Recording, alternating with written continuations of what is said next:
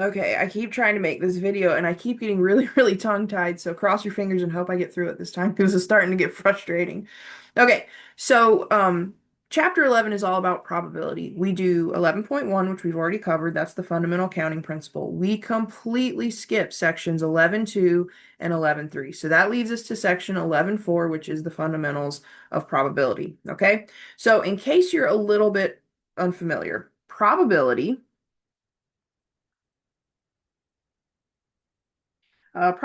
refers to the likelihood. I don't know if I spelled that right, and I don't care. Probability refers to the likelihood of an event occurring.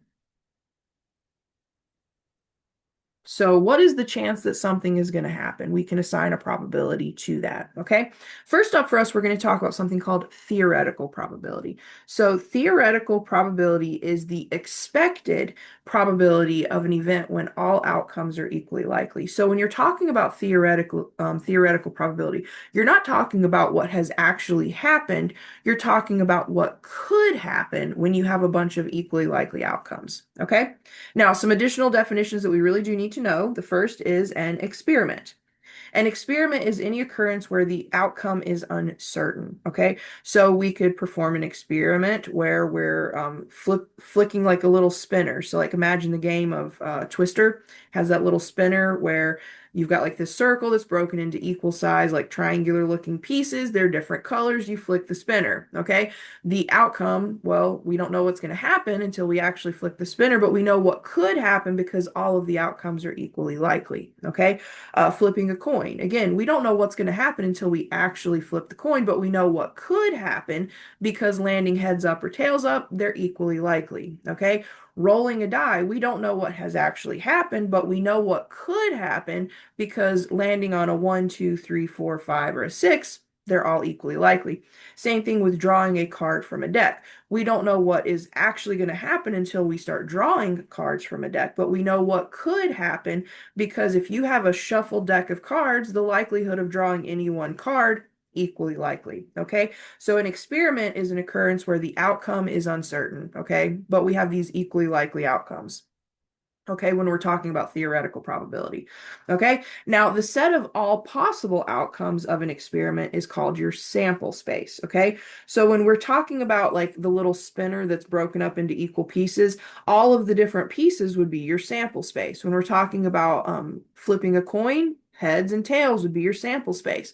When we're talking about rolling a fair six-sided die, the number of dots, 1, 2, 3, 4, 5, or 6, that's your sample space. When we're talking about a deck of cards, each individual card is one of the items of your sample space. So the sample space is the set of all possible outcomes for an experiment. Okay? We then have an event. So an event is a subset of the sample space. So what I would say is, what is the probability of drawing a jack from a deck of cards? That's an event. It's a subspace or it's a subset of the sample space, okay? I could say, what is the probability of rolling a 2? Well, a 2 is a subset of the sample space, so that's an event. So the experiment is kind of the broad topic. Flicking a spinner, flipping a coin, rolling a die, drawing from a deck of cards, and an event is a very particular portion of that. So what is the probability of landing on red when we flick a little spinner? What is the probability of landing tails up? What is the probability of rolling a 2? What is the probability of drawing a jack? Okay, so those would be events. All right. Now, the probability of an event is a measure of the chance or likelihood of an event occurring. So there we have the word likelihood, and luckily I did spell it right. Okay. So again, when you're talking about probability, it is what is the chance or likelihood that something is going to happen. Okay. Now, when it comes to probability, it's going to be a number between 0 and 1. So let's kind of talk about that a little bit. So when you have a probability and it equals 1, this means it is absolutely going to occur. So the event will absolutely occur. Okay. So think of that 1 as like 100%. Okay, so it's 100% happening. Okay, I know for the online class you don't know me, for the face-to-face classes you do. The probability that Jillian is going to show up in a t-shirt and a hoodie, 100%. Every single day I wear a t-shirt and a hoodie, regardless of the weather, because the air conditioning can sometimes get cold, even in July. I freeze. Okay, so what is the probability of something occurring when it equals one? It's absolutely going to happen. Okay, now we could also have a probability equal to zero. So think of that as like there's a 0% chance it's going to happen. That means the event will never occur. The probability that Jillian is going to wear a dress, 0%. I don't own a dress. I don't care to wear a dress. I'm never going to wear a dress. My mom can't stuff me in one anymore. It's never going to happen. Okay. So if you have a probability of one, it is absolutely certain to happen. If you have a probability of zero, it is never, ever going to happen. But most of the time, we have a probability somewhere in between. So when you have a probability that is closer to one, it is more likely to happen. And when you have a probability closer to zero, it is less likely to happen. Okay. Now, we do have kind of a formula for computing probability. So computing theoretical probability, you will see this notation a lot, P and then in parentheses E. So this just stands, the P stands for probability, and then the parentheses with the E, we replace that E with whatever event we're looking at. And you'll see this notation here shortly. But what you need to understand about theoretical probability is we want the number of outcomes in that event over the total number of outcomes. So just really quickly, I want to scoot over to the previous set of notes. So we talked about counting in the previous set of notes, okay? So if we scoot over, I think this is it. Yeah. Okay, so when we looked at the stuff in 11.1, we were talking about tree diagrams and counting, okay? This idea of counting has a purpose. Now, for us, we typically just talk about counting and then we kind of leave it at that and then move on. But when you're dealing with counting, counting helps you figure out your sample space, okay? So when we were talking about coming up with outfits. We had 4 shirts and we had 3 pairs of pants. What we're doing with that fundamental counting principle is we're coming up with our sample space. What is our sample space here? Well, when we have 4 shirts and we have 12 outfits, our sample space, or not 12 outfits, when we have 4 shirts and 3 pairs of pants, we have 12 outfits. Those 12 outfits are the sample space. So I could then say something like, what is the probability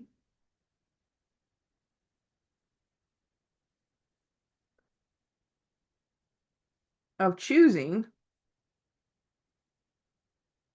an outfit with a green shirt? So I would say the probability of a green shirt is, well, how many outfits out of 12 had green shirts? Well, we had 1, 2, 3 outfits out of 12 that had green shirts. So I would say I have a 3 out of 12 because 12 is our sample space. So the probability of choosing a green shirt would be 3 out of 12, and then we would generally reduce this and we would say 1/4. So the probability of choosing an outfit out of all 12 outfits that has a green shirt would be 1 in 4. Okay, so that's kind of how the counting, fundamental counting principle ties into probability. Okay, now for us, we're going to just kind of dive into the probability side of things. So let's go back to the current worksheet. Okay, so you take the number of ways an event occurs and you divide it by the number of possible outcomes. So it's kind of like the number of ways it can occur divided by the sample space. Okay, so let's look first at just rolling a die. Okay, so example 1 says you roll a fair 6-sided die. That means one side has 1 dot, another side has 2 dots, and then 3 dots, 4 dots, 5 dots, and 6 dots. And by fair, we mean it's not weighted to like fall in a certain way, but don't worry about the word fair. Just think of a regular little black and white die that comes with a game. Okay, find the probability of each event. So first of all, let's look at how we would like write this out, and then we'll also look at the probability. So if I wanted to write out the probability of rolling a 5, I would do the capital P stands for probability, and then in parentheses, instead of putting an E there, I would say what the actual E is. So I would put rolling a 5. Well, if you have a fair 6-sided die, how many of the 6 sides have exactly 5 dots? Well, we put our sample space as the denominator, and then the number of ways you could land on 5 dots is the numerator. Well, only one side has 5 dots, so the probability of rolling a 5 is 1 out of 6, or just 1/6. Okay? For part B, it says, what is the probability of rolling a number less than 5? So we want the probability, and then I'll just do less than 5 as my event. So if you think of the sides of a die, one side has 1 dot, and then we have 2 dots, 3 dots, 4 dots, 5 dots, and then 6 dots. How many of those sides have less than 5 dots? Well, 4 of them. So we would say 4 of the sides have less than 5 dots out of 6, which is our sample space. And then we would reduce this, just like you'd reduce a fraction. So these are both divisible by 2. So we would say the probability of rolling a die and landing on something with less than 5 dots is 2 out of 3, or 2/3. Okay. Next, we have, what is the probability that you would roll a 9? So the probability of rolling a 9, well, if you're dealing with a fair 6-sided die, one side has 1 dot, one side has 2 dots, one side has 3 dots, and then 4 dots, and then 5 dots, and then 6 dots. None of the sides have 9 dots. So there are 0 ways to get 9 dots out of 6, which means we have a 0 probability. This is something that is never going to happen. If you have a fair 6-sided die, rolling a 9 is never going to happen. Okay. And then finally, we have for part D, what is the probability that we roll a number less than 7? Well, remember, one side has 1 dot, one side has 2 dots, then 3 dots, then 4 dots, then 5 dots, then 6 dots. All of those are less than 7. So of the 6 ways that we could roll a 6-sided die, all 6 of them are less than 7. So we have a probability of 1. Okay, so this is 100% gonna happen. Okay, you roll the die, you're absolutely gonna get something less than 7. Okay, let's look at the next example. So I think we've got, yeah, so 2 more examples for this topic.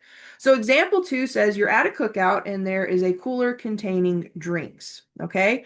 There are 24 Diet Cokes, by far the superior beverage. There are 12 Dr. Peppers, 6 Sprites, and 8 bottles of water. You close your eyes, reach in, and grab a drink, okay? So find the probability of each event. Well, let's first figure out how many sodas we have total. We have 24 Diet Cokes, 12 Dr. Peppers, 6 Sprites, and 8 bottles of water. Okay, if you need to use a calculator to add this up, get your calculators out. But let's see, 24 plus 12 is 36, 36 plus 6 is 42, 42 plus 8 is 50. So we have 50 sodas in the cooler.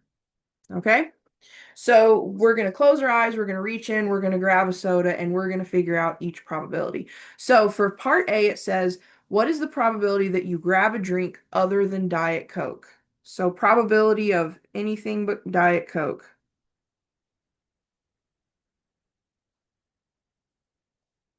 Okay, well, there are 24 Diet Cokes out of 50 sodas. So if we take 50 and subtract the Diet Cokes, that leaves us with 26 other sodas. So the probability that we would choose a drink other than Diet Coke would be 26 out of 50.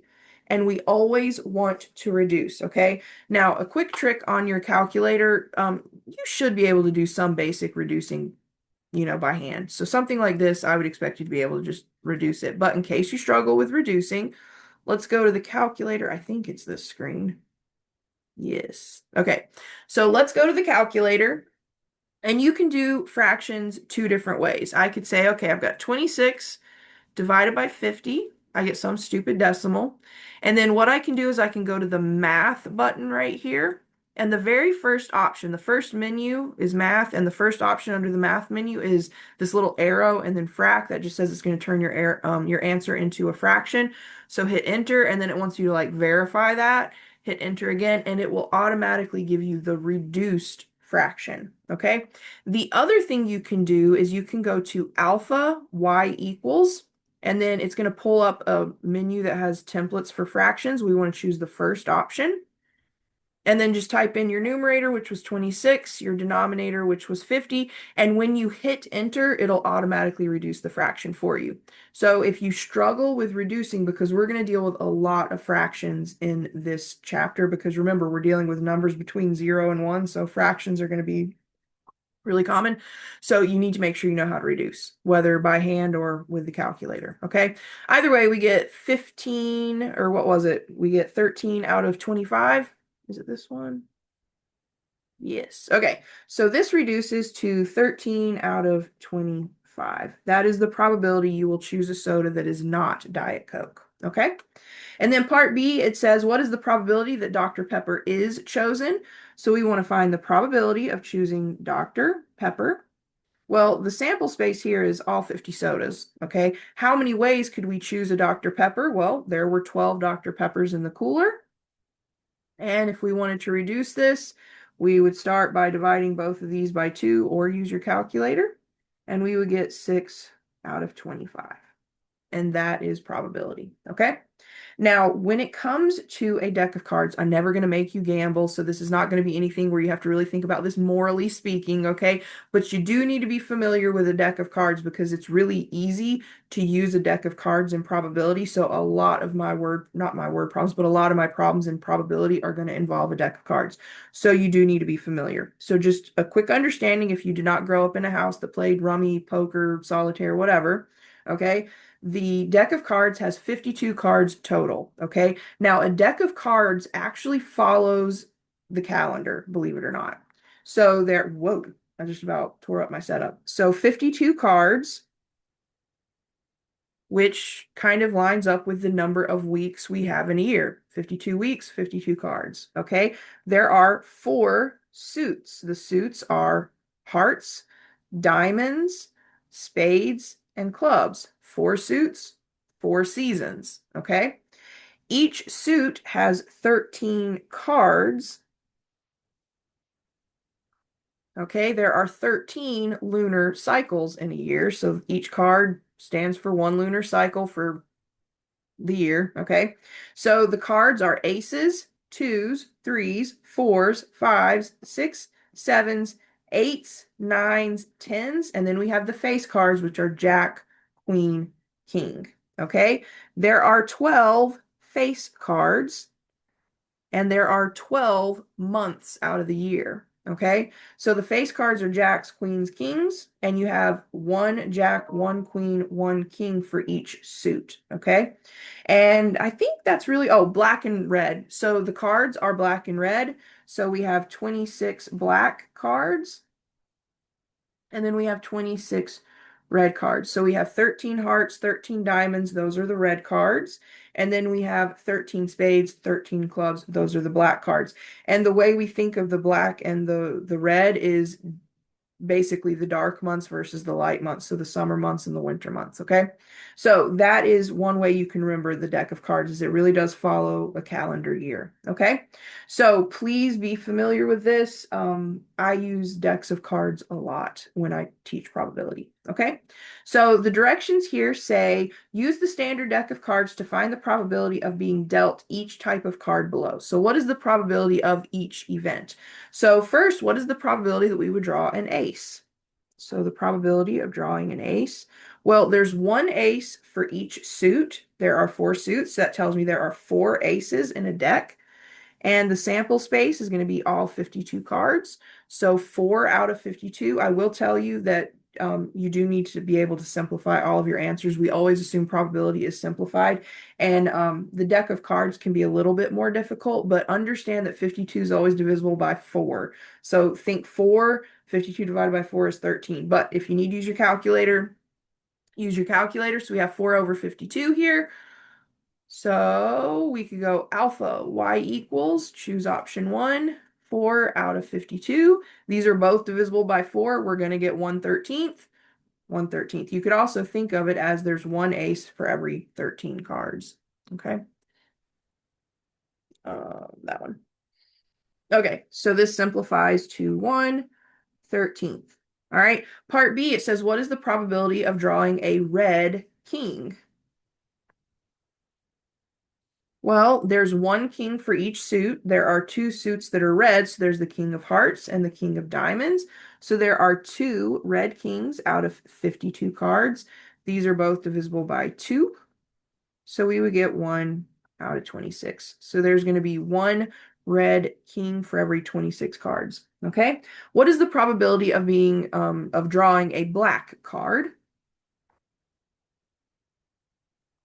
Well, there are 26 black cards out of 52 cards. We also already know that half the deck is black. So if you're asking, like, what is the probability of drawing a black card or what is the probability of drawing a red card, it's always going to be 1/2. These are both divisible by 26. So we get 1/2. For part D, part D, we have what is the probability of drawing a face card? Remember, 12 face cards, one for each month of the year. So we have 12 face cards out of 52. These are both divisible by 4. Remember, 52 is divisible by 4, it equals 13. So we get 3/13. Let's see, part E, what is the probability of drawing a club? So the club is the one that looks kind of like a clover. So there are 13 clubs in a deck of 52 cards. Okay, so both of these are going to be divisible by 13. So we get 1/4. And then finally, what is the probability of drawing a 3 of spades? Spades are the ones that look kind of like this. All right. So what is the probability of drawing a 3 of spades? There's exactly one 3 that is also a spade.